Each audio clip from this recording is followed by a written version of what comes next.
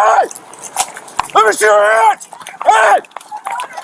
Hey, come back! Let me see your hands! Stop! Stop!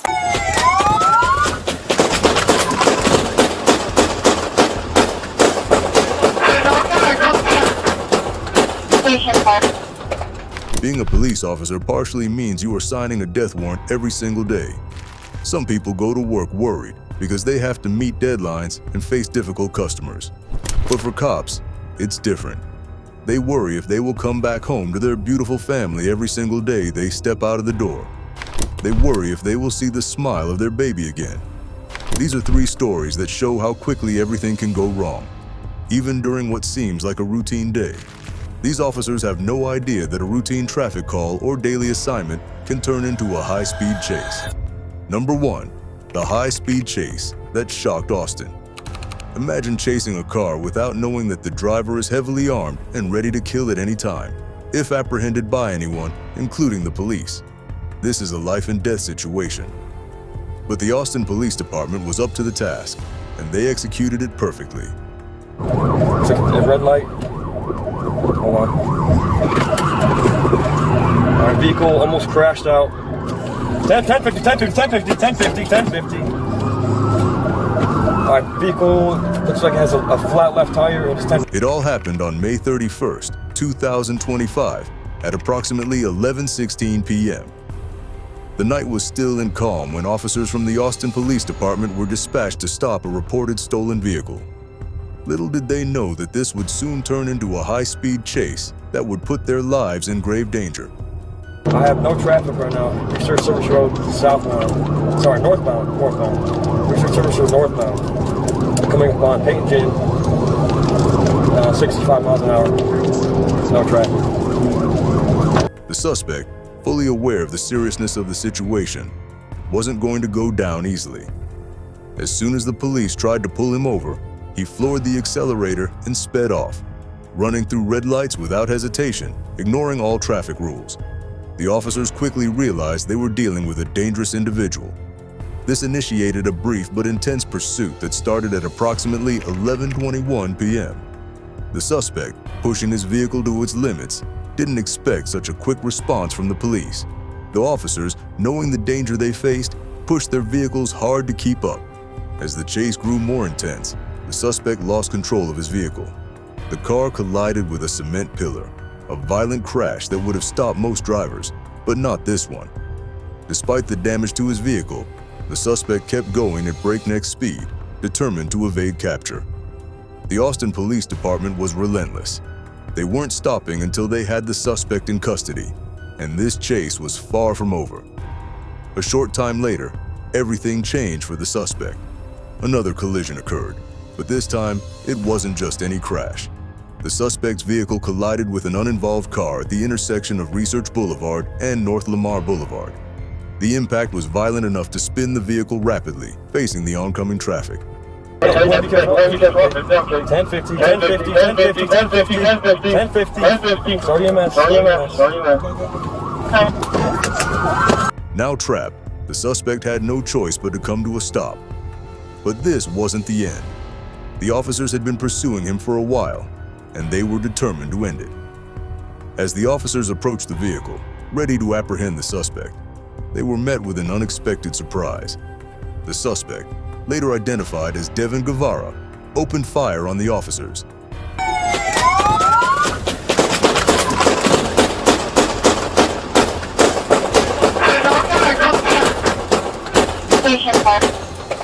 This wasn't the outcome they had anticipated. The officers quickly dove for cover behind their vehicles, taking immediate defensive positions. 4 officers returned fire. The suspect was hit in the clavicle, and he fell. But the situation wasn't over. Hey, he said he can't get out. Try climbing out the window! We're intersection of North Lamar and Research Boulevard. Climb fire and What's up? He's coming out. Don't get out, he's compliant. Drivers not compliant, out of the window. Climb out of the window! Climb out the window! Climb all the way out! Keep moving, keep moving! Keep climbing out! Keep climbing out! message, driver's coming down. Face away from me! As the scene fell silent, the officers carefully moved closer to the suspect. They could see he was still moving inside the vehicle. They gave clear orders for him to raise his hands and exit the vehicle. But the suspect, weak from his injuries, struggled. Unable to open the door, he was forced to exit through the driver's side window. Static now, we're in all flag. Alright, walk back for the sound of my voice. 790, have you message at the bus stop from Ward 183 for now? Devin Guevara was detained on the spot. He was quickly transported to a local hospital where he received treatment for his injuries. On June 1st, Devin was booked into the Travis County Jail, facing a slew of charges, including second-degree kidnapping, first-degree assault, aggravated robbery, second-degree assault, and more. The night's chaotic events had come to a close, but the officers knew how dangerous this pursuit had been. Sometimes, an innocent chase can turn into something no one ever expects. Case 2. From hospital bed to high-speed chase. Imagine being a doctor, treating a patient in a hospital, when that very patient suddenly steals an ambulance and drives away. The question that immediately comes to mind is, what is he doing with the ambulance? Why is he running? This incident happened on April 17, 2024, when calls started pouring in from Piedmont Henry Hospital in Stockbridge, Georgia. The officers responded quickly, trying to make sense of a bizarre situation. 27-year-old Ladarius Williams, a patient being treated at the hospital, had stolen an Amerimed ambulance from the facility.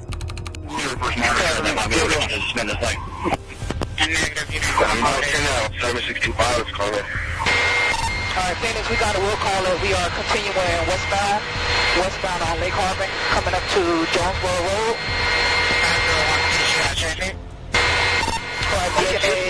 The paramedics inside had no idea what was happening until they suddenly realized the vehicle was moving at an alarming speed. Unaware of the danger, the paramedics realized they couldn't take any chances. Fearing for their lives and not wanting to become hostages, they bailed out of the moving vehicle, even though it was speeding at high velocity. When the officers received the call, they were initially confused by the details, but they didn't waste any time analyzing the situation. They swung into action, launching a high-speed chase after Williams, now in control of the stolen ambulance. Still south on Jonesboro. Speeds are about 20 miles, middle lane. They're down with Phoenix on this pursuit with the ambulance. The Atlanta Police Department's Auto Crime Enforcement Unit coordinated with the Georgia State Patrol, making every effort they could to stop Williams and prevent any further reckless driving.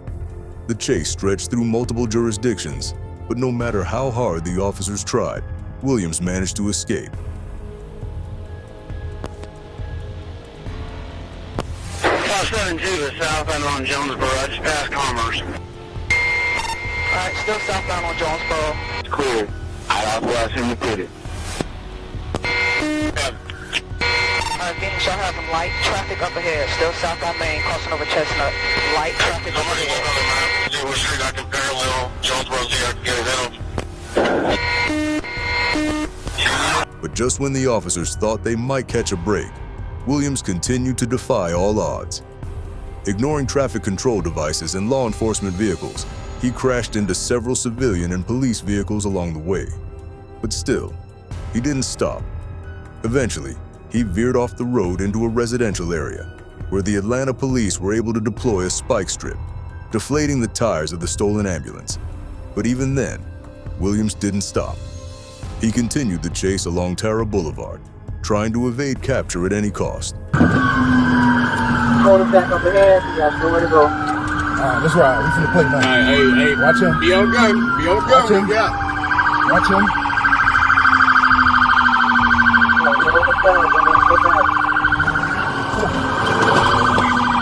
No. No.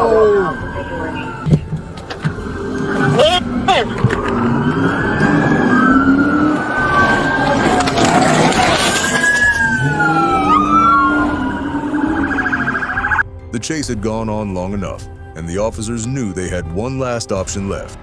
A pit maneuver was executed, sending the ambulance careening across the roadway, through a grassy median, and finally into a concrete utility pole. The vehicle came to a halt, and Williams knew he had nowhere to go. He was trapped. 1050 with a light pole, 1050 with a light pole. Terra Boulevard and Robert E. Lee. He is getting out, black male dreads, blue pants, yellow socks, running southbound, black male dreads. But even then, he wasn't done. He quickly exited the vehicle and fled on foot. He wasn't going to give up so easily, but the officers weren't about to let him slip away.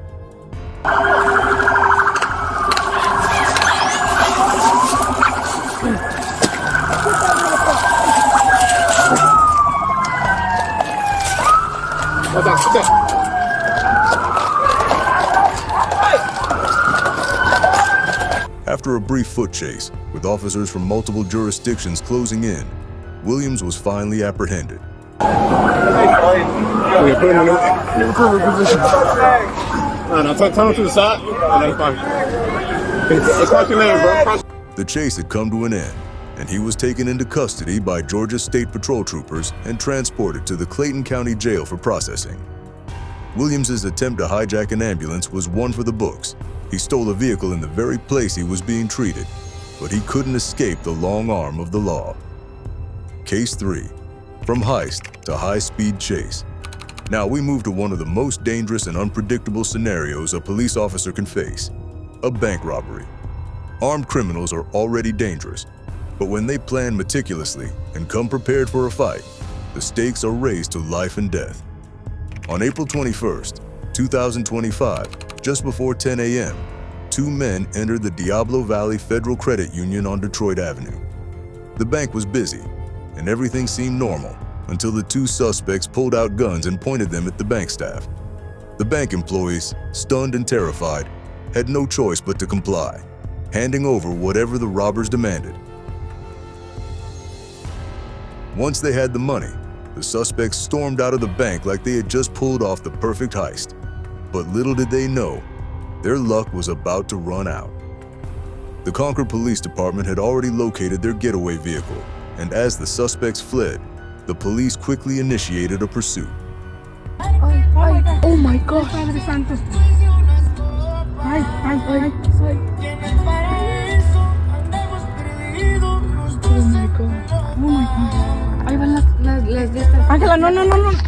The suspects took off south on Interstate 680, but during the chase, something unexpected happened. Both the suspect vehicle and the police vehicle became stuck in heavy traffic. Now, both sides had a problem. How would they escape this mess without being caught? As the suspect's car was disabled in traffic, they quickly exited the vehicle and carjacked one victim at gunpoint. They tried to flee in the stolen car, but the victim was quick thinking and disabled the vehicle before they could escape. The suspects, realizing they had no other choice, carjacked another victim. This time, they succeeded in driving off in a second stolen car, but the Concord Police Department wasn't going to let them get away. Hey, so I got him. He's trying to carjack someone. Hey! Let me see your hands! Hey! Hey, come back! Let me see your hands! Stop! Stop! Fuck! Hey, are you okay? Very 215. He's outbound.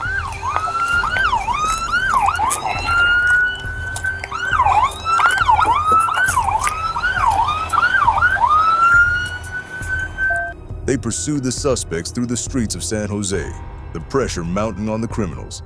The chase reached its peak when the suspects lost control of the car and collided with another vehicle. The vehicle became disabled, and the suspects were once again without a way out. The road, wrong side of the road. Okay, just TC'd with somebody right in front of 880. Suspect is 2 suspects running. At this point, one of the suspects, later identified as Cruz Vargas, decided to flee on foot. As he ran, he was holding an illegally modified handgun with a high-capacity drum magazine. Seeing this, the officers knew they had to tread carefully. He's got a firearm with him. Location, are they running on? Stand by, stand by. 999.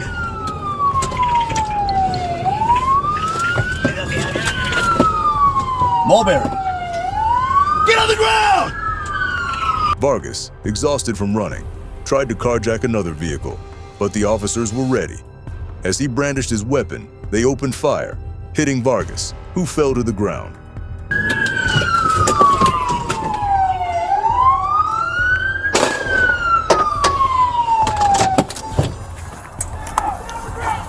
Stay down! Get on the fucking ground! Get on the ground now! Get on the fucking ground now! Officers quickly moved in, apprehended him, and provided medical aid. He was taken to a local hospital for treatment. Get on the fucking ground now! Fuckers!